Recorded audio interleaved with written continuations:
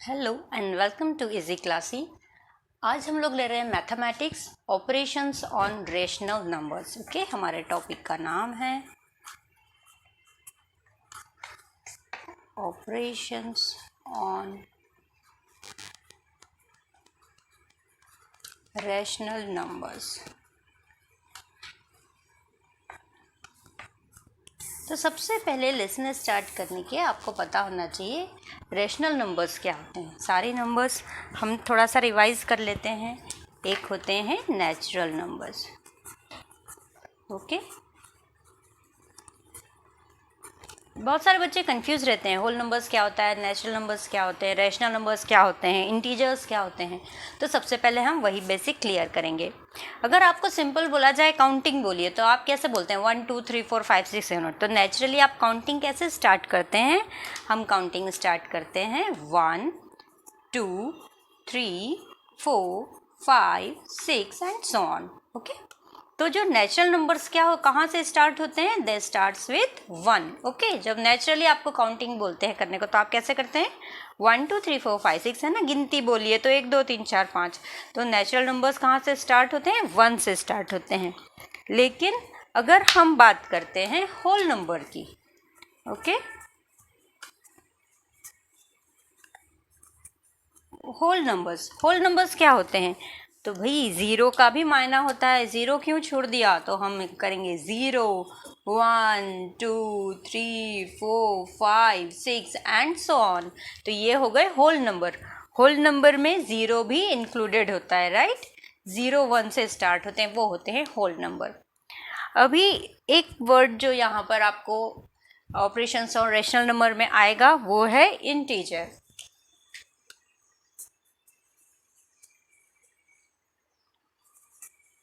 Okay, integers क्या होते हैं? इंटीजर्स इंक्लूड होते हैं सारे निगेटिव नंबर्स, ज़ीरो और पॉजिटिव नंबर्स। ठीक है, यानी मैं कहूँगी अगर -2 -1 0 +2 +1 +2 +3 and so on here and so on here, ये सारे क्या होते हैं? इंटीजर्स होते हैं। ठीक है, इंटीजर्स में निगेटिव नंबर्स भी इंक्लूड होते हैं, ज़ीरो भी होते हैं और सारे पॉजिटिव नंबर्स भी होते हैं। अब आप आते हैं हमारे टॉपिक पे। तो रेशनल नंबर्स क्या होता है?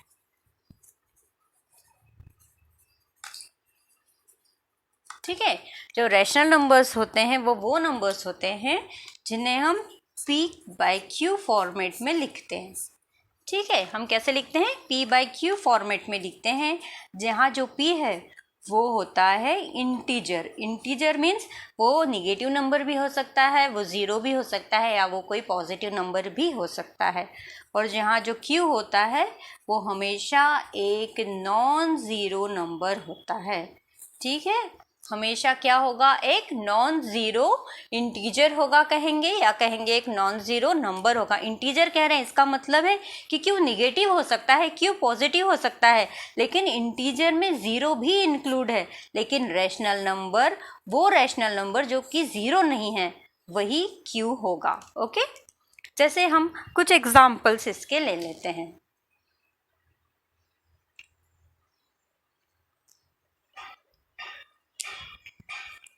अभी हम ले रहे हैं एग्जाम्पल्स रेशनल नंबर के। अगर मैं लिखूंगी 5/7 तो एक रेशनल नंबर होगा, 3/4 एक रेशनल नंबर होगा, -5/6 एक रेशनल नंबर होगा। ले ये सारे तो एग्जाम्पल्स हो गए रेशनल नंबर के। लेकिन मैं अगर लिख दूंगी 5/0 तो ये पी क्यू फॉर्म में तो है, ये पी क्यू फॉर्म में है, लेकिन ये रैशनल नंबर नहीं होगा। क्यों नहीं होगा? क्योंकि q should not be equal to zero. जो q है हमारा वो हमेशा एक नॉन ज़ीरो नंबर होगा। ये कंसेप्ट आपका क्लियर हो गया है? तो चलिए अब हम देखते हैं ऑपरेशंस ऑन रैशनल नंबर्स। तो जब हम ऑपरेशन से स्टार्ट कर रहे हैं रैशनल नंबर के, तो हम लोग डायरेक्ट ले रहे हैं प्रैक्टिस सेट 22। उसका जो फर्स्ट क्वेश्चन है उसमें हमें स्क्रीन पर दिख रहा है carry out the following additions of rational numbers. उसमें फर्स्ट है 5/36 प्लस 6/42। यहाँ हमें दिख रहा है कि ये पी क्यू फॉर्मेट में है। पी क्यू फॉर्मेट फ्रैक्शंस का भी होता है, तो जब हम रेशनल नंबर के ऑपरेशंस की बात कर रहे हैं तो हम लोग फ्रैक्शंस ही ले रहे हैं एक्चुअली, लेकिन जिसमें क्यू क्या रहता है, एक नॉन ज़ीरो नंबर रहता है, मतलब ये भी एक फ्रैक्शन है, ये भी एक फ्रैक्शन है, और हम उसका एडिशन कर रहे हैं, यानी हम उसको प्लस कर रहे हैं। जब भी हमें इस तरह से ऑपरेशन करना रहेगा तो सबसे पहले जो डिनोमिनेटर्स हैं, आपको ये पता है, जो भी फ्रैक्शन के ऊपर का रहता है उसे हम कहते हैं न्यूमरेटर, और जो नीचे का पोर्शन रहता है या नंबर रहता है उसे हम कहते हैं डिनोमिनेटर। ओके, जिसे हम यूजुअली एन या डी से भी रिप्रेजेंट करते हैं। चलिए, अब जो डिनोमिनेटर्स हैं हमें उनका एलसीएम निकालना होगा। ओके, तो हम इसके प्राइम फैक्टर्स निकालते हैं। एलसीएम निकालने के बहुत सारे तरीके होते हैं, दो आपको मैं बता देती हूँ कि किस तरह से इसके करते हैं। तो एक सिंपल वे है कि आप इसके फैक्टर्स निकाल लें। ओके, उससे भी एलसीएम निकलता है। जैसे 36 का आ जाएगा 2। ओके, यहाँ आप इंटू का साइन लगाएं या डॉट लगाएं, तो 2, 2, 3 एंड 3। ओके, और हमारे पास एक नंबर है 42। 42 को अगर हम फैक्टराइज करेंगे तो आएगा 2 × 3 × 7। ओके, तो एलसीएम क्या आएगा? LCM of 36 and 42 is equal to 2 into 2 into 3 into 7 is equal to 252। Okay, ये इसका एलसीएम निकल गया। ये एक तरीका है। आप एलसीएम एक और तरीके से भी निकाल सकते हैं, वो भी मैं आपको बता देती हूँ। हमने यहाँ पे लिख दिया है 36, हम पहले 36 का एलसीएम निकाल रहे हैं। इसे हम 2 से डिवाइड करेंगे, 2 1 ज़ा 2 एंड 2 8 ज़ा 16, देन अगेन 2 2 9 ज़ा 18, देन 3 3 3 ज़ा 9, देन अगेन 3 3 1 ज़ा 3 एंड 1 1 ज़ा 1। ओके, अब हम क्या करेंगे, अब हम यहाँ पे लिखेंगे 2, ओके, इंटू 2 इंटू 3 इंटू 3 इस तरह से, और into 1 is equal to. Okay, ये भी इस तरह से आप 36 का हमने एलसीएम निकाल लिया है। अब हम 42 का एलसीएम निकालेंगे। 42, ओके, सेम 2 2 ज़ा 4, 2 1 ज़ा 2, देन 3 7 ज़ा 21, देन 7 1 ज़ा 7 एंड 1। ओके, तो देखिए इस तरीके से निकालने पर हमें यही फैक्टर्स मिल जाते हैं। 2 इंटू 2, यहाँ देखिए हमने भी वही लिखा है, 2 इंटू 36 का है ना, 3 इंटू 3, यहाँ पर मैंने इंटू का साइन नहीं लगाया है, 33 हो गया, तो हम 3, इसे मैं फिर से लिख देती हूँ एक बार, 2 इंटू 2 इंटू 3 इंटू 3 इंटू 1 लिखना है तो लिखिए, नहीं लिखना है तो नहीं लिखिए, कोई उससे ज़्यादा फर्क नहीं पड़ता है, पर इस तरह से ये बनता है। इसी तरह हमारा 42 का यहाँ क्या हो गया, 2 इंटू 3 इंटू 7। ओके, और वही चीज़ हमने यहाँ लिखी है। इस तरह से हमारा एलसीएम निकल गया, और जब हम इसको मल्टीप्लाई करते हैं तो हमें मिलता है 252। और यही सम का एक और तरीका है करने का कि आप जो डिनोमिनेटर हैं उन्हें सेम कर लीजिए। ठीक है, हमारा क्या क्वेश्चन था, एक मेथड होती है जो एलसीएम निकाल के होती है, वो मैंने आपको बता दी, और दूसरी मेथड मैं आपको बताती हूँ जब हम डिनोमिनेटर सेम कर लेते हैं। ठीक है, ये है 36 और ये है 42। ओके, अब हमने क्या किया है, ये वाला जो रेशनल नंबर है 5/36, इसमें हमने 7 को इंटू किया है। जब भी किसी सेम नंबर से हम न्यूमरेटर में और डिनोमिनेटर का इंटू करते हैं या डिवीज़न करते हैं, उससे कोई फ़र्क नहीं होता है। तो यहाँ हमने 7 ऊपर भी इंटू किया है और डिनोमिनेटर में भी 7 से इंटू किया है। ठीक है, उसी तरह यह जो 6/42 था उसमें हमने इंटू 6 न्यूमरेटर में किया है और इंटू 6 डिनोमिनेटर में किया है। आप इस तरह से सेकंड स्टेप लिख सकते हैं, या आप चाहें तो डायरेक्ट इस तरह से लिखते हैं 5/7 divided by 36 into 7 plus 6 into 6/46 into 6। ठीक है, हमने दोनों तरीके से कर लिया है। इस तरह से हमने किया। अभी ये देखिए यहाँ पे क्या हो जाएगा, 5 7 ज़ा 35 divided by 67 into 7 is equal to 252। जो हमारा एलसीएम आया था वो इस तरह से भी आ गया है। 6 6 ज़ा 36 डिवाइडेड बाय 42 इंटू 6 252। तो हमारे डिनोमिनेटर हमने सेम कर लिए सिंपल इंटू करके। अगर हमें एलसीएम से नहीं निकालना है तो हम इस तरह से भी निकाल सकते हैं, ठीक है, डिनोमिनेटर सेम कर सकते हैं। अब 35 प्लस 36 इज इक्वल टू 71 है ना। जब भी डिनोमिनेटर सेम हो और हम प्लस करते हैं तो सिंपली क्या करते हैं, न्यूमरेटर को प्लस कर देते हैं। तो 35 प्लस 36 इज इक्वल टू 71 और डिनोमिनेटर एज इट इज़ रह जाता है, तो 71 बाय 252। ओके, तो बस ये हमारा आंसर हो गया है। हमारा आंसर आएगा 71 बाय 252। ठीक है, तो इस तरह से एडिशन होते हैं। मैंने फर्स्ट क्वेश्चन में आपको बहुत सारा बता दिया है कि आप किस तरह से जो क्वेश्चन रहता है उसके आप फ्रैक्शन निकाल के एलसीएम निकाल सकते हैं। एलसीएम किस तरह से निकलता है वो भी हमने देख लिया। लेकिन अगर हमें ऐसा नहीं करना है, हमें बहुत ही सिंपल करना है, तो बस आप एक काम कीजिए कि जो डिनोमिनेटर है वो सेम कर दीजिए और जो न्यूमरेटर है उनको प्लस कर दीजिए और आंसर आ जाएगा। तो दोनों ही मेथड से किए हुए सम करेक्ट रहेंगे। तो इस तरह से अब हम सेकंड इसका एग्जाम्पल देखते हैं और समझते हैं ऑपरेशन एडिशन जो होता है रैशनल नंबर के वो किस तरह से होते हैं। अब हमें स्क्रीन पर दिख रहा है प्रैक्टिस सेट 22 का फर्स्ट का क्वेश्चन नंबर सेकंड, जिसमें लिखा है 1 2/3 प्लस, क्योंकि हम सारे एडिशन ही कर रहे हैं, 2 4/5। ठीक है, ये हमारा है सेकंड क्वेश्चन, जिससे मैंने लिख भी लिया है। अब आप देखिए इसमें यहाँ पे हमें मिक्स्ड फ्रैक्शन दिख रहा है और जब भी मैंने फ्रैक्शन सॉल्व करते हैं तो सबसे पहले हमें क्या करना होता है, मिक्स्ड फ्रैक्शन को हमें नॉर्मल फ्रैक्शन में कन्वर्ट करना होता है। तो अब हम देखते हैं यहाँ पर रफ वर्क में कि मिक्स्ड फ्रैक्शन को हम कैसे कन्वर्ट करते हैं। 1 2/3 है, तो आपको सिंपली क्या करना है, यहाँ पर इंटू करना है और यहाँ पर प्लस साइन लगाना है। ओके, तो हमें क्या करना है, 3 को इंटू करना है 1 में, 3 1 ज़ा 3 प्लस 2 कितना होगा 5। तो 5 बाय डिनोमिनेटर सेम रहेगा 3। ओके, एक बार और हम इस मिक्स्ड फ्रैक्शन को भी कन्वर्ट करते हैं। तो 2 4/5 इज इक्वल टू क्या होगा, तो हम कौन से साइन लगाएंगे, हमको लगाना है पहले इंटू फिर प्लस। ओके, तो क्या हो जाएगा, 5 2 ज़ा 10 10 प्लस 4 14 14/5। क्लियर है, बहुत इजी मेथड है।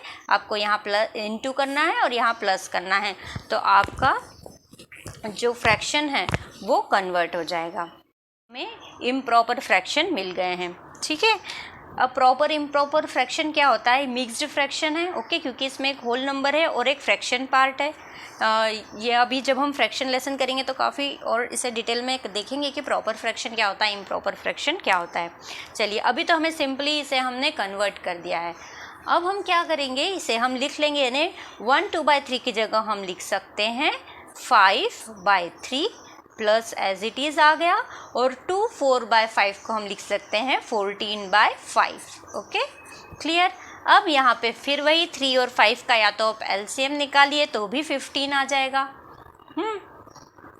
तो हम यहाँ पर इसका एलसीएम नहीं निकाल के, अगर हमें केवल डिनोमिनेटर लाइक करना है, सेम करना है, तो हम यहाँ पर 5 से इंटू कर देंगे और यहाँ 14/5 को यहाँ पर हम 3 से इंटू कर देंगे। ठीक है, अभी क्या होगा, 5 5 ज़ा 25/3 5 ज़ा 15 प्लस 14 3 ज़ा होता है 42 और बाय 15। ठीक है, अब क्या हुआ, हमारे डिनोमिनेटर सेम हो गए। अब हम क्या करेंगे, सिंपल प्लस कर देंगे, यानी नेक्स्ट क्या आ जाएगा 25 प्लस, है ना, 25 प्लस 42 डिवाइडेड बाय डिनोमिनेटर हमें एज इट इज़ रखना है वहाँ। तो कहीं भी चाहे हमने फ्रैक्शन चेंज किए हों तो भी हमें डिनोमिनेटर का टेंशन नहीं रहता है, डिनोमिनेटर एज इट इज़ आ रहा है, 15 हो गया। अब 25 plus 42 is equal to 67, 67/15। Okay, तो बस यहाँ हमारा सम सॉल्व हो गया, ये हो गया हमारा आंसर।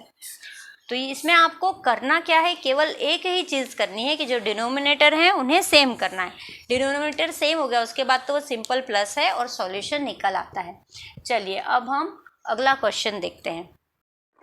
चलिए अब जो स्क्रीन पर हमें दिख रहा है वो है थर्ड क्वेश्चन, 11/17 + 13/19। चलिए इसे सॉल्व करते हैं। 11/17 + 13/19। अब इसे किस तरह से करेंगे, हमें क्या करना होगा, वही सबसे पहले हमें या तो हम एलसीएम निकालेंगे या इनटू करेंगे, डिनोमिनेटर हमें सेम करना होगा। अब हम क्या करेंगे, 11/17 इंटू 19/19 + 13/19 इंटू, अब यहाँ पे 17 से इंटू कर देंगे क्योंकि ये प्राइम नंबर्स हैं। प्राइम नंबर्स दिख गए कि आप डायरेक्ट इंटू कर दीजिए, वहाँ पे बिल्कुल दिमाग लगाना नहीं है। अब 11 इंटू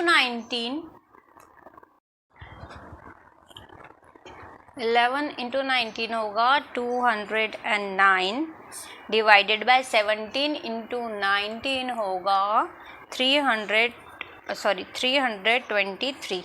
ओके, कितना होगा 323 प्लस 13 इंटू 17 होगा 221 बाय 323। अब सेम हमारे डिनोमिनेटर सेम हो गए, न्यूमरेटर को क्या कर देंगे, प्लस कर देंगे। 209 + 221 डिवाइडेड बाय 323। ओके, तो 209 + 221 कितना होगा, वो होगा 430 divided by numerator as it is 323। Okay, और बस जहाँ हम यहाँ आ जाते हैं हमारा ये आंसर हो जाता है, ये क्वेश्चन सॉल्व हो जाता है। चलिए अब हम आते हैं लास्ट क्वेश्चन पे। क्वेश्चन है 2 3/11 + 1 3/77।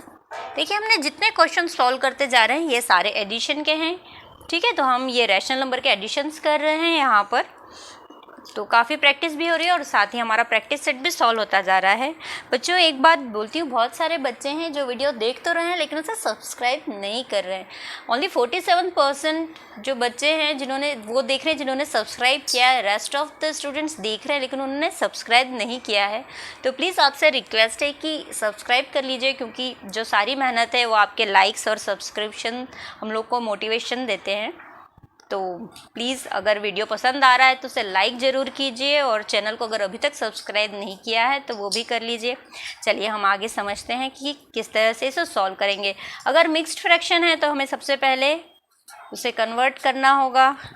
क्या लगाते हैं हम, पहले इनटू फिर प्लस, ओके, इक्वल का साइन। 11 2 = 22, 22 + 3 कितना होगा 25/11। अब नेक्स्ट जो हमारे पास डिजिट है वो है 1 3/77। ये हमारे पास एक मिक्स्ड फ्रैक्शन है, यहाँ पे इनटू यहाँ पे प्लस। 77 × 1 = 77, 77 + 3 = 80, 80/77।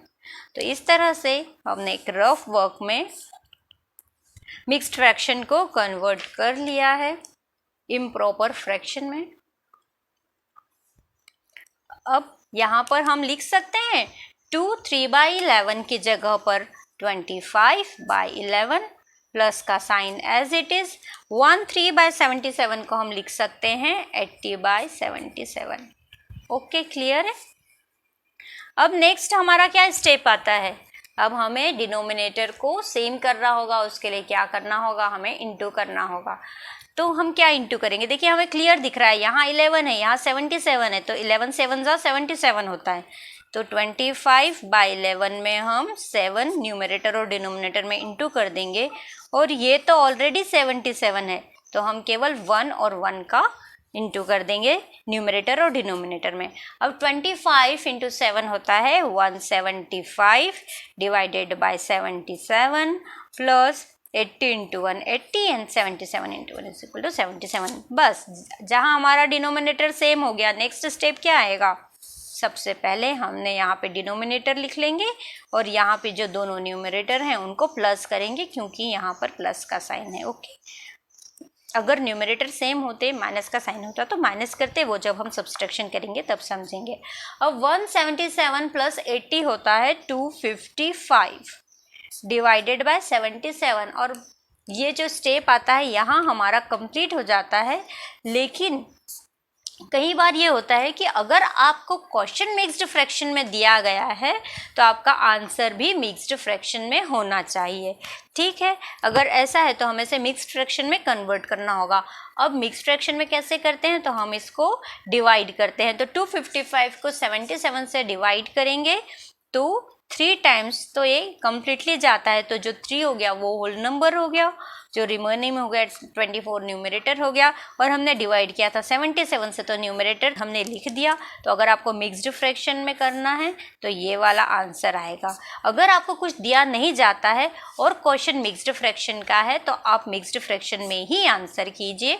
कभी कभी अगर आप ऐसे छोड़ देंगे तो मार्क्स कट सकते हैं, ये भी करेक्ट है पर ये ज़्यादा करेक्ट है। बच्चों, वीडियो पसंद आ रहा है तो प्लीज़ लाइक कीजिए, चैनल को सब्सक्राइब कीजिए और बने रहिए इजी क्लासिक के साथ। Easy classic, learn easy.